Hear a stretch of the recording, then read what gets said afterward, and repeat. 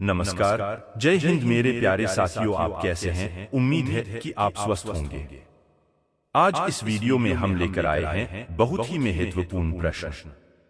आप इन प्रश्नों में कितने प्रश्न जानते हैं, कमेंट में अवश्य बताएं।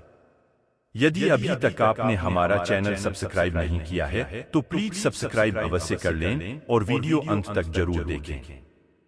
तो चलिए वीडियो शुरू करते हैं।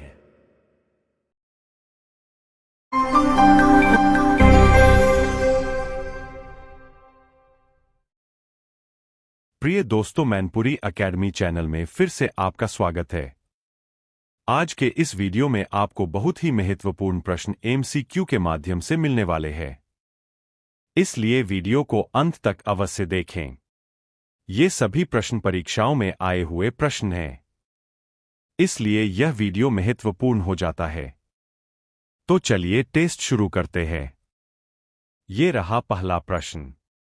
महाराणा प्रताप के घोड़े का क्या नाम था? ए. बादल, बी. चेतक, सी. बुलबुल, डी. तूफान। इस प्रश्न का सही जवाब है बी. चेतक। स्पष्टीकरण: महाराणा प्रताप मेवाड़ के राजा थे। वह मुगल सम्राट अकबर के सबसे बड़े दुश्मन थे। उसने अकबर की सेनाओं के साथ अपने घोड़े चेतक पर हल्दी घाटी का युद्ध लड़ा। परंपरा के अनुसार चेतक हालांकि घायल हो गए, प्रताप को सुरक्षित रूप से लड़ाई से दूर ले गए, लेकिन तब उनके घावों के कारण उनकी मृत्यु हो गई। ये रहा दूसरा प्रश्न। वास्को डी गामा भारत कब आया था? ए. 1492, बी. 1498, सी. 1945, डी. 1850। इस प्रश्न का सही जवाब है बी. 1498। स्पष्टीकरण: वास्को डी गामा ने यूरोप से भारत के लिए नए और सभी समुद्री मार्ग की खोज की और वे 17 मई 1498 को कालीकट में उतरे। पुर्तगाली नाविक वास्को डी गामा समुद्र के रास्ते भारत पहुंचने वाला प्रथम यूरोपीय यात्री था। ये रहा तीसरा प्रश्न। रोलेट एक्ट को किस वर्ष पारित किया गया था? ए. 1919, बी. 1920, सी. 1921, डी. 1922। इस प्रश्न का सही जवाब है ए. 1919। स्पष्टीकरण: मार्च 1919 में इसने रोलेट एक्ट पारित किया, भले ही केंद्रीय विधान परिषद के प्रत्येक भारतीय सदस्य ने इसका विरोध किया। इसे प्रथम विश्व युद्ध के दौरान सर सिडनी रॉलेट की अध्यक्षता वाली राजद्रोह समिति की सिफारिशों के आधार पर सार्वजनिक अशांति को नियंत्रित करने और साजिश को जड़ से खत्म करने के लिए अधिनियमित किया गया था। ये रहा चौथा प्रश्न। सम्राट अशोक किसके उत्तराधिकारी थे? ए. स्कंदगुप्त, बी. बिंदुसार, सी. समुद्रगुप्त, डी. चंद्रगुप्त मौर्य। इस प्रश्न का सही जवाब है बी. बिंदुसार। स्पष्टीकरण: अशोक बिंदुसार का उत्तराधिकारी था, जो कि मौर्य वंश के संस्थापक चंद्रगुप्त मौर्य का उत्तराधिकारी था। ये रहा पांचवा प्रश्न। कोणार्क मंदिर का निर्माता किसने कराया था? ए. राजा कोलुसुंगा ने, बी. नरसिंह देव प्रथम ने, सी. विष्णु गोपा ने, डी. महिपाल ने। इस प्रश्न का सही जवाब है बी. नरसिंह देव प्रथम ने। स्पष्टीकरण: कोणार्क सूर्य मंदिर पूर्वी ओडिशा के पवित्र शेरपुरी के पास स्थित है। इसका निर्माण राजा नरसिंहदेव प्रथम द्वारा 13वीं शताब्दी 1238 से 1264 ईस्वी में किया गया था। ये रहा छठवां प्रश्न। बौद्ध गुफाओं के लिए प्रसिद्ध कार्ले किस राज्य में स्थित है? ए. महाराष्ट्र, बी. उत्तर प्रदेश, सी. मध्य प्रदेश, डी. उत्तराखंड।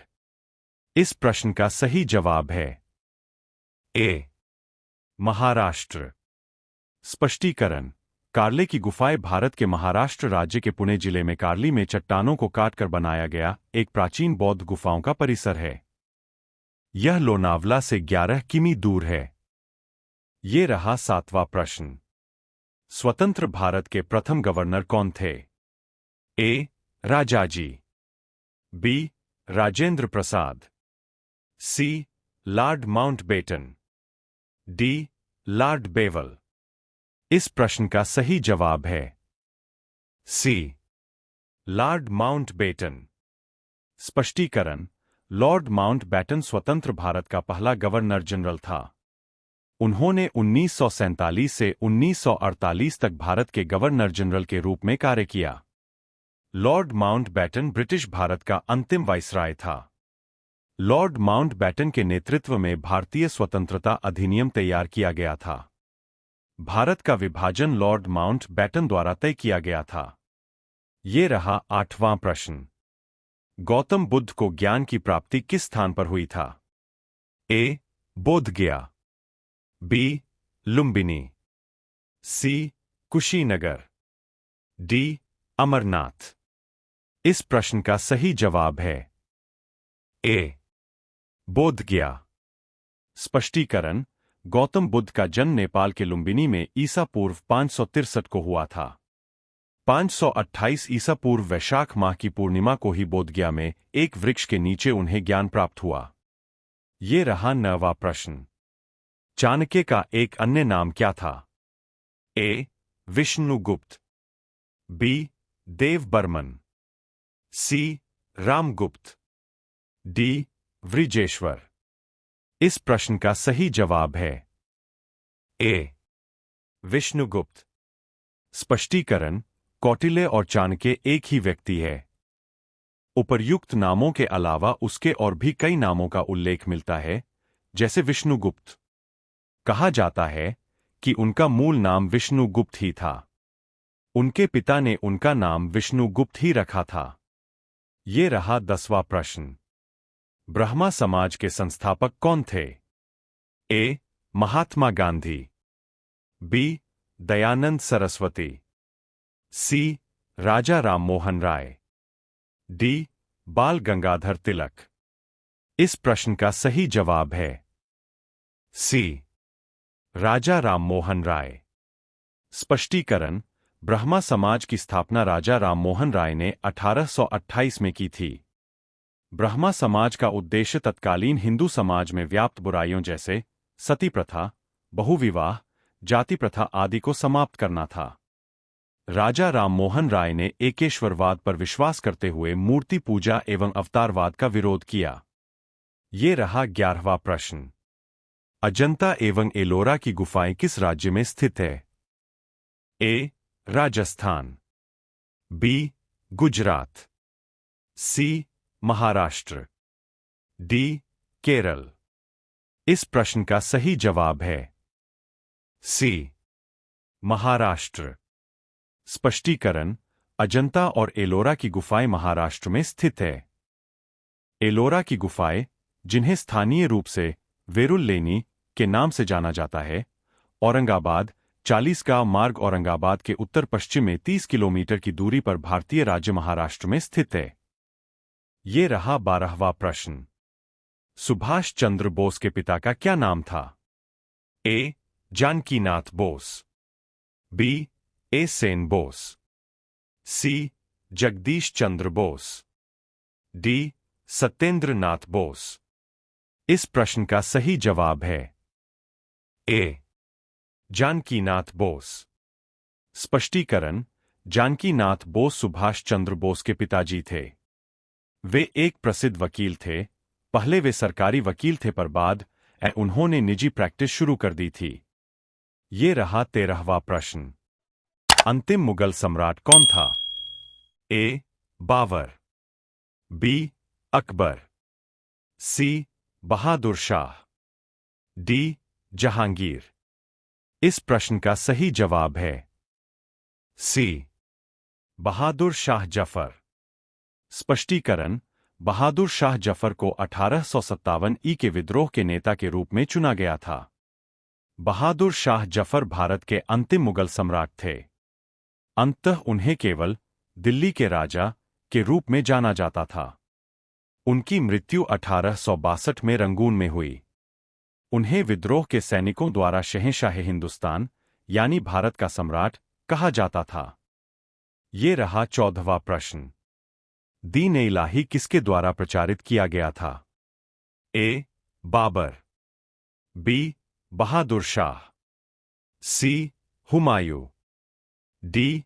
अकबर। इस प्रश्न का सही जवाब है डी. अकबर। स्पष्टीकरण: दीन-ए-इलाही ईश्वर का धर्म 1582 ईस्वी में मुगल सम्राट अकबर द्वारा प्रारंभ की गई धार्मिक मान्यताओं की एक प्रणाली थी। ये रहा 15वां प्रश्न। सीमांत गांधी किसे कहा जाता है? ए. महात्मा गांधी को, बी. बाल गंगाधर तिलक को, सी. खान अब्दुल गफ्फार खान को, डी. मोहम्मद अली जिन्ना को। इस प्रश्न का सही जवाब है सी. खान अब्दुल गफ्फार खान को। स्पष्टीकरण: खान अब्दुल गफ्फार खान 1890 से 20 जनवरी 1988 सीमा प्रांत और बलूचिस्तान के एक महान राजनेता थे जिन्होंने भारत के स्वतंत्रता संग्राम में भाग लिया और अपने कार्य और निष्ठा के कारण सरदी गांधी, सीमांत गांधी, बच्चा खां तथा बादशाह खान के नाम से पुकारे जाने लगे। ये रहा 16वां प्रश्न। भारत का राष्ट्रीय गीत किसने लिखा? ए. मोहम्मद इकबाल, बी. रविंद्रनाथ चटर्जी, सी. बंकिम चंद्र चटर्जी, डी. रविंद्रनाथ टैगोर। इस प्रश्न का सही जवाब है सी. बंकिम चंद्र चटर्जी। स्पष्टीकरण: वंदे मातरम गीत बंकिम चंद्र चटर्जी द्वारा संस्कृत में रचा गया है। यह स्वतंत्रता की लड़ाई में लोगों के लिए प्रेरणा का स्रोत था। इसका स्थान जन गण मन के बराबर है। ये रहा 17वां प्रश्न। किस क्रांतिकारी ने खुद से मौत को गले लगाया था? ए. भगत सिंह ने, बी. चंद्रशेखर आजाद ने, सी.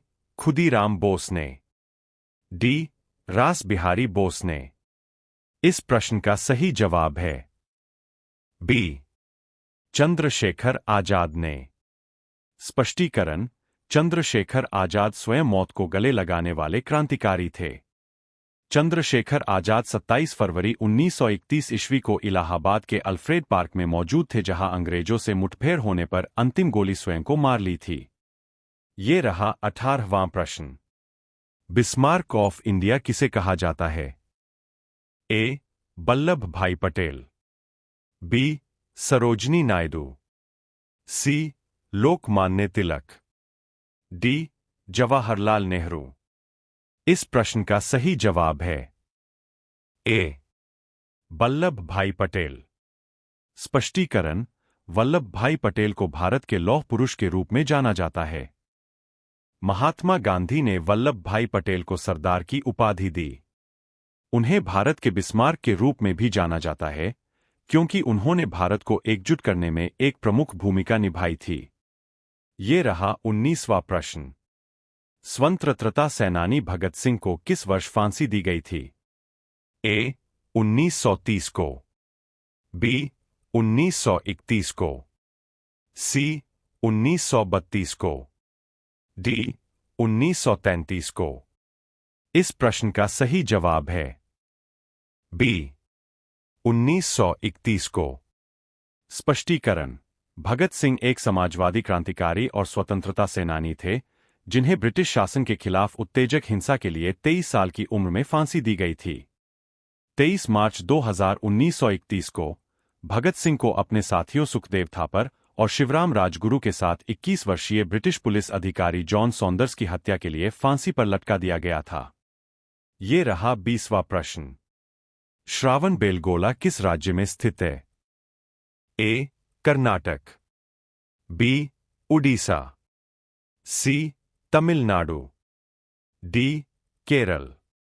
इस प्रश्न का सही जवाब है ए. कर्नाटक। स्पष्टीकरण: श्रवणबेलगोला भारत के कर्नाटक राज्य के हासन जिले में स्थित एक नगर है। यह एक प्रसिद्ध जैन तीर्थ है। कन्नड़ में वेल का अर्थ होता है श्वेत, गोल का अर्थ होता है सरोवर। शहर के मध्य में एक सुंदर श्वेत सरोवर के कारण यहां का नाम बेलगोला और फिर श्रवणबेलगोला पड़ा। ये रहा 21वां प्रश्न। दास वंश की स्थापना किसके द्वारा की गई थी? ए. रजिया सुल्तान, बी. मोहम्मद गौरी, सी. कुतुबुद्दीन ऐबक, डी. महमूद गजनवी। इस प्रश्न का सही जवाब है सी. कुतुबुद्दीन ऐबक। स्पष्टीकरण: दास वंश की स्थापना कुतुब उद्दीन ऐबक द्वारा की गई। यह वंश 1206 से 1290 तक रहा। यह दिल्ली सल्तनत के रूप में शासन करने वाले राजवंशों में से पहला था। राजवंश तब समाप्त हुआ जब जलाल उद्दीन फिरोज खिलजी ने 1290 में अंतिम मामलुक शासक मुइज उद्दीन कायकाबाद को उखाड़ फेंका। ये रहा 22वां प्रश्न। निम्न में से कौन सा एक इस समूह से संबंधित नहीं है? ए. बुलंद दरवाजा, बी. आगरा फोर्ट, सी. जोधाबाई का महल, डी. Gateway of India. इस प्रश्न का सही जवाब है डी. Gateway of India. स्पष्टीकरण: गेटवे ऑफ इंडिया भारत के मुंबई शहर के दक्षिण में समुद्र तट पर स्थित एक स्मारक है।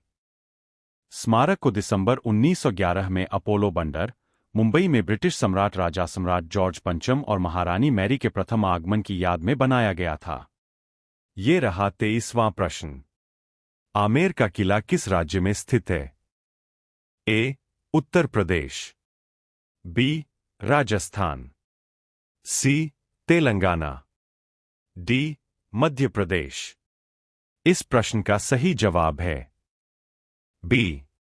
राजस्थान। स्पष्टीकरण: आमेर किले का सबसे पहला निर्माण राजा काकिल देव ने 11वीं सदी में शुरू करवाया था, लेकिन बाद में 1592 में राजा मान सिंह ने इसे पूरा करवाया था। आमेर का किला मध्यकाल का एक स्मारक है। यह किला अपनी वास्तुकला के लिए जाना जाता है। राजस्थान के जयपुर में स्थित आमेर का किला भव्य होने के साथ ही खूबसूरत भी है। ये रहा 24वां प्रश्न। माउंट आबू पर्वत किस राज्य में स्थित है? ए. छत्तीसगढ़, बी. आंध्र प्रदेश, सी. मध्य प्रदेश, डी. राजस्थान। इस प्रश्न का सही जवाब है डी. राजस्थान। स्पष्टीकरण: राजस्थान के सिरोही जिले में स्थित अरावली की पहाड़ियों की सबसे ऊंची चोटी पर बसे माउंट आबू की भौगोलिक स्थिति और वातावरण राजस्थान के अन्य शहरों से भिन्न व मनोरम है। यह स्थान राज्य के अन्य हिस्सों की तरह गर्म नहीं है। माउंट आबू हिंदू और जैन धर्म का प्रमुख तीर्थ स्थल है। ये रहा 25वां प्रश्न। निम्न में से किस राज्य की सबसे बड़ी तटरेख है? ए. गुजरात, बी. केरल, सी. तमिलनाडु, डी. कर्नाटक। इस प्रश्न का सही जवाब है ए. गुजरात। स्पष्टीकरण: गुजरात में भारत की सबसे लंबी तटरेखा है। इसकी लंबाई 1600 किलोमीटर है। ये रहा 26वां प्रश्न। निम्न में से किस गैस को हास्य गैस भी कहते हैं? A. Nitrogen, B. Oxygen, C. Nitric oxide, D. Nitrous oxide. इस प्रश्न का सही जवाब है डी. Nitrous oxide. स्पष्टीकरण: नाइट्रस ऑक्साइड, जिसे प्रायः हास गैस, लाफिंग गैस या NOx कहा जाता है, एक रासायनिक अकार्बनिक यौगिक है जिसका रासायनिक सूत्र N2O है। ये रहा 27वां प्रश्न। गौतम बुद्ध किस गणराज्य से थे? ए. शाक्य, बी. सौरसेना, सी. शाबारा, डी. शिबी। इस प्रश्न का सही जवाब है ए. शाक्य। स्पष्टीकरण: गौतम बुद्ध उनका जन्म 563 ईस्वी पूर्व के बीच शाक्य गणराज्य की तत्कालीन राजधानी कपिलवस्तु के निकट लुम्बिनी में हुआ था, जो नेपाल में है। ये रहा 28वां प्रश्न। दूषित पानी पीने से कौन सी बीमारी होती है? ए. एनीमिया, बी एजा, सी स्कारबी, डी टाइफाइड। इस प्रश्न का सही जवाब है डी टाइफाइड। स्पष्टीकरण। टाइफाइड वाटरबॉर्न यानी दूषित पानी से होने वाली बीमारी है जो खासतौर पर आसपास साफ सफाई न रखने की वजह से होती है। यह एक खतरनाक संक्रामक बीमारी है जो सेल्मोनेला टाइफी नाम के बैक्टीरिया के कारण फैलती है। ये रहा 29वां प्रश्न। राष्ट्रीय आय के लिए किस क्षेत्र का अधिकतम योगदान है? ए सेवा क्षेत्र, बी उद्योग, सी खनिज, डी कृषि। इस प्रश्न का सही जवाब है ए सेवा क्षेत्र। स्पष्टीकरण। सेवा क्षेत्र भारत का सबसे बड़ा क्षेत्र है। आठ सही उत्तर विकल्प एक है। 2020 से 21 में सेवा क्षेत्र के लिए मौजूदा कीमतों पर सकल मूल्य वर्धित जीवीए 96.54 लाख करोड़ रुपए होने का अनुमान है। भारत के 179.15 लाख करोड़ रुपए के कुल जीवीए में सेवा क्षेत्र की हिस्सेदारी 53.89% है। ये रहा 30वां प्रश्न। भारत में पहली फ्रेंच फैक्ट्री कहाँ स्थापित की गई थी? ए चंदन सागौर, बी मसूलिप्टनस, सी सूरत, डी पुडुचेरी। इस प्रश्न का सही जवाब है सी पुडुचेरी। स्पष्टीकरण। फ्रांसीसी ईस्ट इंडिया कंपनी के फ्रैंकोइस मार्टिन ने 1674 में पांडिचेरी में एक व्यापारिक केंद्र की स्थापना की।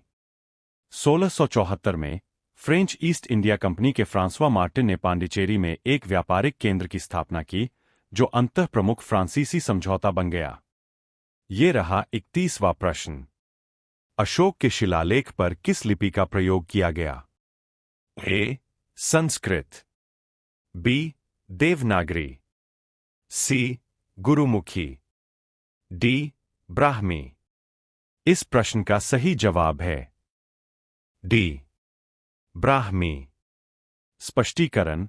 अशोक के समस्त शिलालेख लघुशिला स्तंभ लेख एवं लघुलेख ब्राह्मी लिपि में उत्कीर्ण है। ये रहा 32वां प्रश्न। खिलाफत समिट का गठन कहाँ और कब हुआ था? ए कोलकाता, मार्च 1919, बी मुंबई, मार्च 1919, सी मुंबई, मार्च 1919, डी कोलकाता, मार्च 1920। इस प्रश्न का सही जवाब है सी मुंबई, मार्च 1919। स्पष्टीकरण। मार्च 1919 में बॉम्बे में खिलाफत समिति का गठन किया गया था। 1919 में शुरू हुआ खिलाफत आंदोलन मुसलमानों और हिंदुओं को ब्रिटिश शासन के खिलाफ एक साझा मंच पर लाया, जो असहयोग आंदोलन का सबसे महत्वपूर्ण कारण था। ये रहा 33वां प्रश्न। भारत का सबसे बड़ा सौर शक्ति संयंत्र कहाँ स्थापित किया गया? ए कामुती, बी जैसलमेर, सी नागरकोयल, डी भादला। इस प्रश्न का सही जवाब है ए कामुती। स्पष्टीकरण। तमिलनाडु के कामुती में सौर ऊर्जा संयंत्र हाल ही में विश्व का सबसे बड़ा संयंत्र बन गया। 648 मेगावाट बिजली का उत्पादन करने की क्षमता के साथ संयंत्र में 2.5 मिलियन व्यक्तिगत सौर मॉड्यूल शामिल है और इसमें 10 वर्ग किलोमीटर क्षेत्र शामिल है। ये रहा 34वां प्रश्न। पश्चिम व पूर्वी घाटों का मिलन कहाँ होता है? ए कार्डोमोम की पहाड़ियों में, बी अन्नामलाई की पहाड़ियों में, सी नीलगिरी पहाड़ियों में, डी पलानी की पहाड़ियों में। इस प्रश्न का सही जवाब है सी नीलगिरी पहाड़ियों में। स्पष्टीकरण। पूर्वी घाट और पश्चिमी घाट का मिलन स्थल नीलगिरी है। पूर्वी घाट भारत के दक्षिण में पूर्वी समुद्र तट के समानांतर फैला हुआ है, जबकि पश्चिमी घाट दक्षिण भारत के पश्चिमी समुद्र तट के सहारे फैला हुआ है। ये रहा 35वां प्रश्न। भारत छोड़ो आंदोलन के समय इंग्लैंड के प्रधानमंत्री कौन था? ए क्लेमेंट इटली, बी चर्चिल, सी चैबरलेन, डी इनमें से कोई नहीं। इस प्रश्न का सही जवाब है बी चर्चिल। ये रहा 36वां प्रश्न। भारत में सर्वाधिक न्यूनतम जनसंख्या वाला राज्य कौन सा है? ए गोवा, बी सिक्किम, सी अरुणाचल प्रदेश, डी त्रिपुरा। इस प्रश्न का सही जवाब है बी सिक्किम। स्पष्टीकरण: 2001 से 2011 के लिए दशकीय वृद्धि 17.64%, 3.90% अंक का एक और कमी हो गई है। उत्तर प्रदेश के लगभग 200 मिलियन लोगों के साथ देश में सबसे अधिक आबादी वाला राज्य है। सिक्किम 6,06,688 लोगों के साथ कम से कम आबादी वाला राज्य है। ये रहा 37वां प्रश्न। ऐतिहासिक स्थल चौरी चौरा किस जिले में स्थित है? ए प्रतापगढ़, बी महाराजगंज, सी गोरखपुर, डी कौशाम्बी। इस प्रश्न का सही जवाब है सी गोरखपुर। स्पष्टीकरण: चौरी चौरा भारत के उत्तर प्रदेश राज्य के गोरखपुर जिले में एक कस्बा स्थित है। यह वास्तव में 2 ग्राम चौरी और चौरा का सम्मिलित क्षेत्र है। ये रहा 38वां प्रश्न। त्रिपिटक किसका धर्म ग्रंथ है? ए बुद्धों का, बी जैनों का, सी हिंदुओं का, डी सिखों के। इस प्रश्न का सही जवाब है ए बुद्धों का। स्पष्टीकरण: त्रिपिटक बौद्ध धर्म का प्रमुख ग्रंथ है जिसे सभी बौद्ध संप्रदाय महायान, थेरवाद, वज्रयान, मूल सर्वास्तिवाद आदि मानते हैं। यह बौद्ध धर्म का प्राचीनतम ग्रंथ है जिसमें भगवान बुद्ध के उपदेश संग्रहीत है। यह ग्रंथ पाली भाषा में लिखा गया है और विभिन्न भाषाओं में अनुवादित है। ये रहा 39वां प्रश्न। कल्हन की पुस्तक का नाम क्या है? ए पुराण, B Rajatarangini, C indica, D अर्थशास्त्र। इस प्रश्न का सही जवाब है बी राजतरंगिणी। स्पष्टीकरण: कल्हन द्वारा लिखित राजतरंगिणी ऐतिहासिक पुस्तक है। यह संस्कृत भाषा में लिखा गया था। राजतरंगिणी शब्द का अर्थ राजाओं की नदी है। कल्हन ने राजतरंगिणी की रचना 12वीं शताब्दी 1100 से 1150 में की थी। ये रहा 40वां प्रश्न। मोहनजोदड़ो कहाँ स्थित है? ए सिंध प्रांत में, बी पंजाब प्रांत में, सी उत्तर प्रदेश प्रांत में, डी महाराष्ट्र प्रांत में। इस प्रश्न का सही जवाब है ए सिंध प्रांत में। स्पष्टीकरण: मोहनजोदड़ो पाकिस्तान के सिंध के लरकाना जिले में निचली सिंधु नदी के दाहिने पश्चिमी तट पर स्थित है। यह लरकाना शहर से लगभग 28 किलोमीटर 17 मील दूर सिंधु के बार मैदान में प्लेस्टोसिन पर्वतमाला पर स्थित है। प्रिय दोस्तों, हमारा यह वीडियो आपको कैसा लगा आप हमें कमेंट कर अवश्य बताएं। यदि आप चैनल पर पहली बार आए हैं तो प्लीज सब्सक्राइब अवश्य कर लें। वीडियो पसंद हो तो लाइक शेयर करना ना भूलें। धन्यवाद।